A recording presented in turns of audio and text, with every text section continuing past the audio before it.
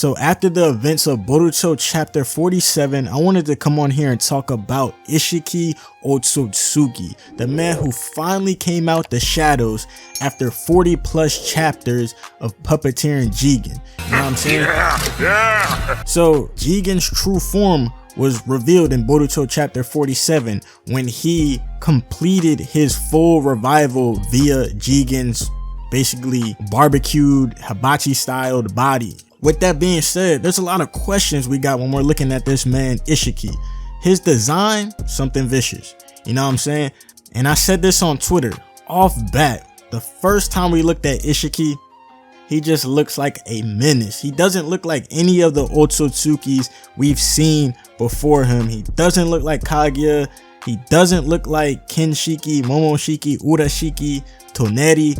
Bro, this man is on his own type of flow and he looks like a real problem. But one of the first things I wanted to delve into is ISSHIKI Otsutsuki's right eye. It seems to be a dojutsu in my perspective, and I would compare it to something like a compass rose in design. Like if you ever see like the things on a compass that tells you north, east, south, west, you know what I'm saying?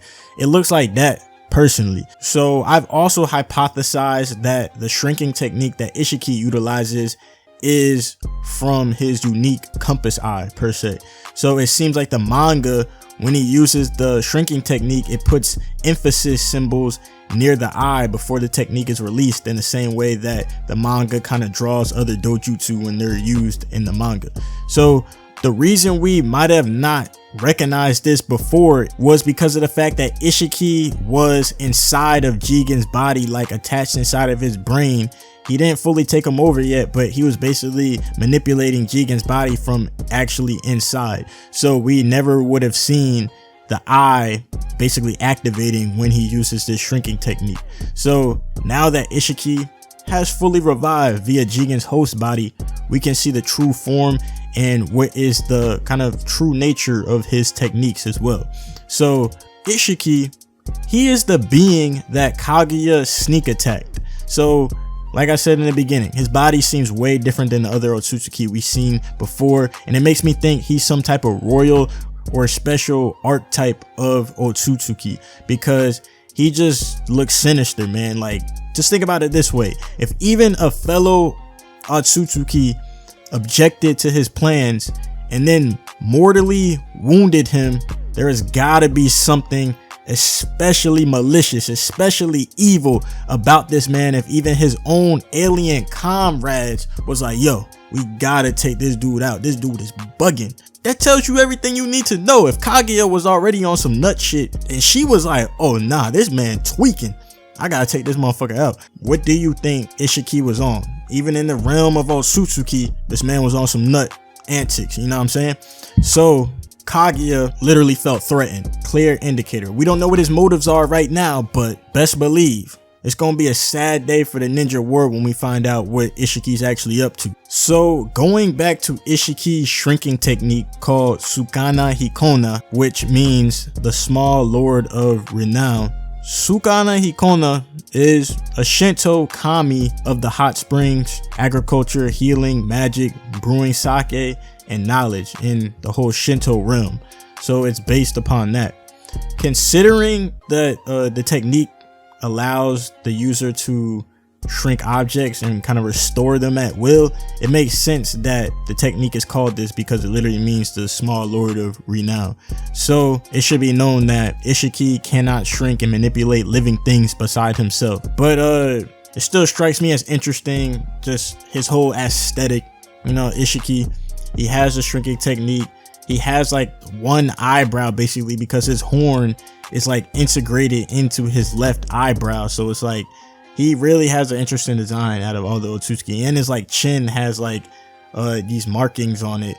Like he has basically like a goatee, like an alien goatee, you know what I'm saying? So it's really peculiar for an Otsutsuki. And then he has like, of course, like the 6 paths Tomo markings on his body. Like he looks dangerous, man. So now I want to kind of talk about ISSHIKI's karma prowess. So when it comes to ISSHIKI using karma and the Otsutsuki in general, it seems like when the Otsutsuki die, their automatic transfer into their vessel is based upon which vessel the data has fully finished extracting into, if they have multiple vessels. So since Jigen's body was literally about to die, he had to revive in Jigen's body, even though it wasn't really a suitable vessel to revive in, you know what I'm saying? Because his data had not fully finished extracting into Kawaki's vessel, so he couldn't. So he was basically forced into Jigen's body, and this is not really a permanent thing for him. It was also stated by Amado that Otsutsuki have the ability to revive into a body no matter if it is dead or alive, as long as it possesses the karma seal. So the fact that Jigen's body, like medically speaking, died, he could still revive into Ishiki through this particular vessel body. So as I said before, Ishiki is definitely gonna start stirring up some other plans to get karma instilled upon another being, because at his current state, Jigen's body, vessel body, is too weak to contain this enormous power that Ishiki has, so it'll start dying off in a short period of time. This is gonna have him press, like I just said, to find a new vessel to bestow karma upon. But this is also the time period where you can kill Jigen for good without him having a backup karma vessel to reincarnate to. I'm really interested to see what other techniques this man has, considering his true form has been revealed. Like what does he have up his sleeve? Like what fighting style does he use when he actually has control over his true body? I don't think it'll differ that much from when he was controlling Jigen, but I'm interested to see and what this man does, because he looks like the supreme Otsutsuki. He looks like the Otsutsuki.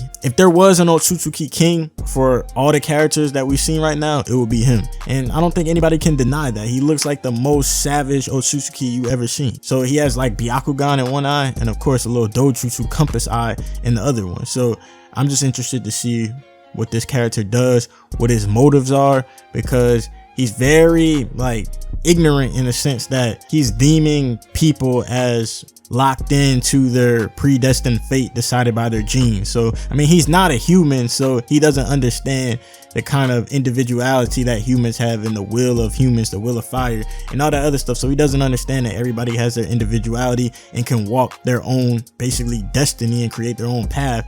I mean, that's a common theme in Naruto. Even when Neji was trying to tell Naruto that, I mean, your destiny has been decided, Naruto had to like knock some sense to him and tell him like, yo, you can change your path, you can decide how you walk. So it's interesting. Let me know if you guys enjoyed that video. Leave a like, definitely subscribe if you want to know more about Ishiki Otsutsuki. New information gonna be coming when this next chapter drops in July, so subscribe and stay tuned. Anime analyst Young Jiggy, I'm out this motherfucker. Peace.